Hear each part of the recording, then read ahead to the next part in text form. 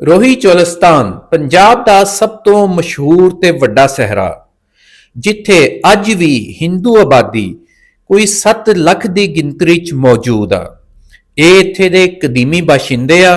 ਤੇ ਇਹਨਾਂ ਦਾ ਕਦੀਮੀ ਰੋਟੀ ਪਕਾਉਣ ਦਾ ਕੀ ਸਟਾਈਲ ਆ, ਉਹ ਅਸੀਂ ਤੁਹਾਨੂੰ ਦਿਖਾਣੇ ਆ। ਸਭ ਤੋਂ ਪਹਿਲੇ ਰੇਤ ਦੇ ਵਿੱਚ ਜਾ ਕੇ ਆਟਾ ਗੁੰਨ ਕੇ, ਇੱਕ ਵੱਡੀ ਪਰਾਤ ਦੇ ਵਿੱਚ ਆਟਾ ਗੁੰਨਿਆ ਜਾਂਦਾ ਤੇ ਉਹਨੂੰ ਪੇੜੇ ਨਹੀਂ ਕਰਦੇ, ਉਹ ਉਵੇਂ ਹੀ ਪੂਰੇ ਦਾ ਪੂਰਾ ਆਟਾ ਗੁੰਨਿਆ ਹੋਇਆ ਰੱਖ ਲੈਂਦੇ ਆ। ਫਿਰ ਰੇਤਾ ਦੇ ਵਿੱਚ ਅੱਗ ਬਾਲ ਦਿੱਤੀ ਜਾਂਦੀ ਆ। ਇੱਕ ਥਾਂ ਦੇ ਵਿੱਚ ਜਿੱਥੇ ਅੱਗ ਬਾਲੀ ਜਾਂਦੀ ਆ, ਅੱਗ ਦੇ ਨਾਲ ਥੱਲੋਂ ਰੇਤ ਗਰਮ ਹੋ ਜਾਂਦੀ ਆ ਤੇ ਖਾਦ ਵਾਲੇ ਖਾਲੀ ਤੋੜੇ ਦੇ ਉੱਤੇ ਉਹਨੂੰ ਉੱਥੇ ਵਿਛਾ ਕੇ ਉਹਦੇ ਉੱਤੇ ਪਹਿਲੋਂ ਸੁੱਕਾ ਆਟਾ ਪਾਇਆ ਜਾਂਦਾ, ਜਿਹਨੂੰ ਆਪਾਂ ਖੁਸ਼ਕਾ ਕਹਿੰਦੇ ਆ, ਜਿਹੜਾ ਘਰਾਂ 'ਚ ਵੀ ਰੋਟੀ ਬਣਾਉਣ ਵਾਸਤੇ ਪਾਇਆ ਜਾਂਦਾ। ਤੇ ਉਸ ਤੋਂ ਬਾਅਦ ਉਹਦੇ ਉੱਤੇ ਉਹ ਜਿਹੜਾ ਆਟਾ ਜਿਹੜਾ ਪੂਰਾ ਗੁੰਨਿਆ ਹੋਇਆ ਹੁੰਦਾ, ਜਿਹੜੀ ਪਰਾਤ ਗੁੰਨੀ ਹੋਈ ਹੁੰਦੀ ਆ, ਉਹਨੂੰ ਇੱਕ ਰੋਟੀ ਦੀ ਸ਼ਕਲ 'ਚ ਮੋਟੀ ਸਾਰੀ, ਬਲਕਿ ਇਹਨੂੰ ਅਸੀਂ ਬ੍ਰੈਡ ਵੀ ਕਹਿ ਸਕਦੇ ਆ ਜਾਂ ਡਬਲ ਰੋਟੀ ਟਾਈਪ ਵੀ, ਯਾਨੀ ਚੰਗੀ ਮੋਟੀ ਹੁੰਦੀ ਆ। ਪੂਰੇ ਆਟੇ ਨੂੰ ਇੱਕੋ ਹੀ ਰੋਟੀ ਬਣਾ ਲਿਆ ਜਾਂਦਾ, ਯਾਨੀ ਬਜਾਏ 10 12 15 ਰੋਟੀਆਂ ਦਾ ਆਟਾ ਜਿਹੜਾ ਵਾ ਉਹਨੂੰ ਇੱਕੋ ਹੀ ਮੋਟੀ ਸਾਰੀ ਵੱਡੀ ਰੋਟੀ ਬਣਾ ਲਈ ਜਾਂਦੀ ਆ ਉਹਦੀ, ਤੇ ਉਹਨੂੰ ਬਕਾਇਦਾ ਤੌਰ ਦੇ ਉੱਤੇ ਗੋਲ ਕਰਕੇ ਹੱਥਾਂ ਦੇ ਨਾਲ ਥਾਪੜ ਕੇ ਤੇ ਫਿਰ ਉਹਨੂੰ ਅੱਗੇ ਪਕਾਇਆ ਜਾਂਦਾ। ਅੱਛਾ, ਇਹਨੂੰ ਬਿਲਕੁਲ ਨਰਮ ਨਹੀਂ ਰੱਖਿਆ ਜਾਂਦਾ, ਇਹ ਆਟਾ ਸਖਤ ਹੁੰਦਾ ਵਾ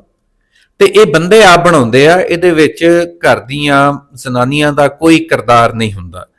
ਇਹ ਰੂਟੀਨ ਦੇ ਵਿੱਚ ਬੰਦੇ ਜਦੋਂ ਬਾਹਰ ਫਿਰ ਰਹੇ ਹੁੰਦੇ ਆ, ਕਿਉਂਕਿ ਘਰਾਂ ਦੇ ਵਿੱਚ ਰੋਟੀ ਜਿਹੜੀ ਹੈ ਉਹ ਤੇ ਉਦੋਂ ਹੀ ਤਵੇ ਤੇ ਬਣਾਈ ਜਾਂਦੀ ਆ, ਪਰ ਬਾਹਰ ਜਦੋਂ ਲੋਕ ਬਾਹਰ ਹੁੰਦੇ ਆ ਡੈਜ਼ਰਟ ਦੇ ਵਿੱਚ, ਕਿਉਂਕਿ ਹਰ ਥਾਂ ਦੇ ਵਿੱਚ ਉਹਨਾਂ ਨੂੰ ਨਾ ਤੇ ਉੱਥੇ ਹੋਟਲ ਲੱਭਦੇ ਆ, ਨਾ ਘਰ ਲੱਭਦੇ ਆ, ਨਾ ਹੀ ਚੁੱਲ੍ਹੇ ਤੇ ਤਵੇ ਲੱਭਦੇ ਆ। ਇਸ ਲਈ ਇਹ ਇੱਥੇ ਦਾ ਇੱਕ ਕਦੀਮੀ ਰਿਵਾਜ ਜਿਹੜਾ ਮੌਜੂਦ ਹੈ, ਕਦੀਮੀ ਤਰੀਕੇਕਾਰ ਹੈ ਉਹ ਰੋਟੀ ਬਣਾਉਣ ਦਾ, ਇਹ ਬੰਦਿਆਂ ਵਾਸਤੇ ਮਖਸੂਸ ਹੈ ਔਰ ਇਹਨੂੰ ਬੜੀ ਮਹਾਰਤ ਦੇ ਨਾਲ ਸਿੱਧਾ ਕੀਤਾ ਜਾਂਦਾ। ਇਹ ਨਹੀਂ ਹੈ ਕਿ ਆਟਾ ਚੱਕਿਆ ਤੇ ਉਹਨੂੰ ਚੁੱਕ ਕੇ ਫੁੱਟਬਾਲ ਤਰ੍ਹਾਂ ਵਿੱਚ ਸਿੱਟ ਦਿੱਤਾ, ਉਹਨੂੰ ਬਕਾਇਦਾ ਗੋਲ ਕੀਤਾ ਜਾਂਦਾ, ਬਕਾਇਦਾ ਇੱਕ ਮਖਸੂਸ ਮੋਟਾਈ ਉਹਦੀ ਰੱਖੀ ਜਾਂਦੀ ਆ ਤੇ ਜਿਹੜੀ ਫਿਰ ਅੱਗ ਬਾਲੀ ਜਾਂਦੀ ਆ ਉਹ ਵੀ ਉੱਥੋਂ ਹੀ ਚੀਟੀਆਂ ਇਕੱਠੀਆਂ ਕਰਕੇ, ਝਾੜੀਆਂ ਇਕੱਠੀਆਂ ਕਰਕੇ ਅੱਗ ਬਾਲ ਲਈ ਜਾਂਦੀ ਆ। ਤੇ ਜਦੋਂ ਜਿਹੜਾ ਫਰਸ਼ ਹੈ, ਜਿਹੜੀ ਰੇਤ ਹੈ, ਜਿਹੜੀ ਜ਼ਮੀਨ ਹੈ ਉਹ ਗਰਮ ਹੋ ਜਾਂਦੀ ਆ ਤੇ ਉਹਦੇ ਉੱਤੋਂ ਅੱਗ ਪਾਸੇ ਕਰਕੇ, ਸਾਈਡ ਤੇ ਕਰਕੇ, ਕੋਲੇ ਤੇ ਸਵਾਹ ਜਿੰਨੀ ਆ ਪਾਸੇ ਕਰ ਲਈ ਜਾਂਦੀ ਆ, ਥੱਲੋਂ ਰੇਤਾ ਕੱਢ ਲਈ ਜਾਂਦੀ ਆ ਤੇ ਰੇਤਾ ਦੇ ਵਿੱਚ ਛੋਟਾ ਜਿਹਾ ਇੱਕ ਖੱਡਾ ਮਾਰਿਆ ਜਾਂਦਾ ਤੇ ਰੇਤਾ ਪਾਸੇ ਕਰਨ ਲਈ ਵੀ ਉੱਥੋਂ ਡੰਡੇ ਹੀ ਵਰਤੇ ਜਾਂਦੇ ਆ, ਜਿਹੜੇ ਉੱਥੇ ਮੌਜੂਦ ਹੁੰਦੇ ਆ, ਜਿਹੜੇ ਹਰ ਪਾਸੇ ਸਹਿਰਾ ਦੇ ਵਿੱਚ, ਡੈਜ਼ਰਟ ਦੇ ਵਿੱਚ ਪਏ ਮਿਲ ਜਾਂਦੇ ਆ। ਇਹ ਰੋਟੀ ਕਿਉਂਕਿ ਮੋਟੀ ਹੁੰਦੀ ਹੈ, ਇਹਨੂੰ ਚੱਕਣਾ ਕੋਈ ਏਡਾ ਔਖਾ ਨਹੀਂ ਹੁੰਦਾ। ਉਹਨੂੰ ਚੁੱਕ ਕੇ ਫਿਰ ਲਿਆ ਕੇ ਉਹ ਜਿਹੜੀ ਫਰਸ਼ ਗਰਮ ਹੋ ਚੁੱਕਿਆ ਹੁੰਦਾ, ਜਿਹੜੀ ਰੇਤ ਗਰਮ ਹੋ ਚੁੱਕੀ ਹੁੰਦੀ ਆ, ਉਹਦੇ ਉੱਤੇ ਇਹ ਰੇਤ ਜਿਹੜੀ ਆ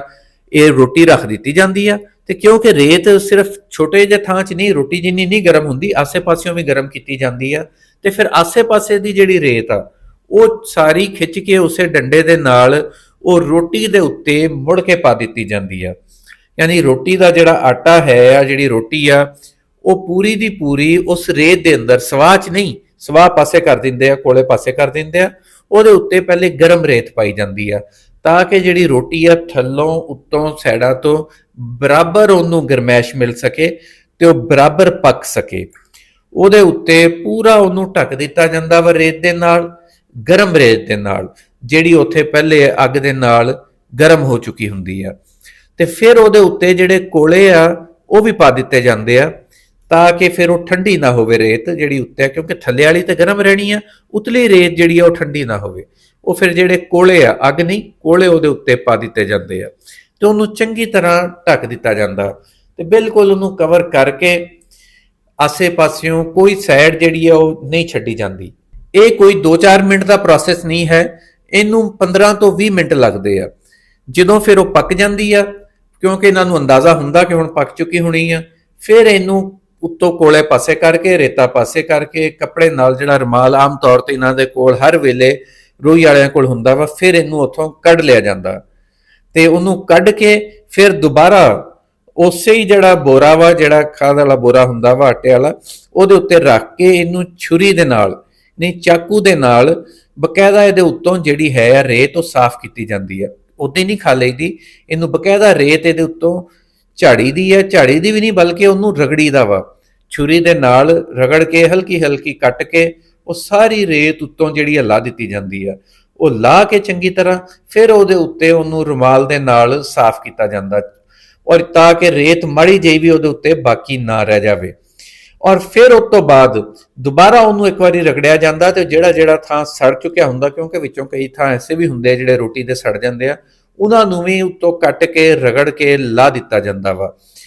ਕਿਉਂਕਿ ਜੇ ਉਹ ਨਾ ਲਾਏ ਜਾਣ ਤੇ ਉਹਨਾਂ ਦੇ ਅੰਦਰ ਵੀ ਰੇਤ ਵੜੀ ਹੋਈ ਹੁੰਦੀ ਆ, ਜਾਂ ਸਵਾਹ ਜਿਹੜੀ ਆ ਉਹਨਾਂ ਦੇ ਅੰਦਰ ਵੜੀ ਹੋਈ ਹੁੰਦੀ ਆ, ਉਹਨੂੰ ਚੰਗੀ ਤਰ੍ਹਾਂ ਸਾਫ਼ ਕਰ ਲਿਆ ਜਾਂਦਾ।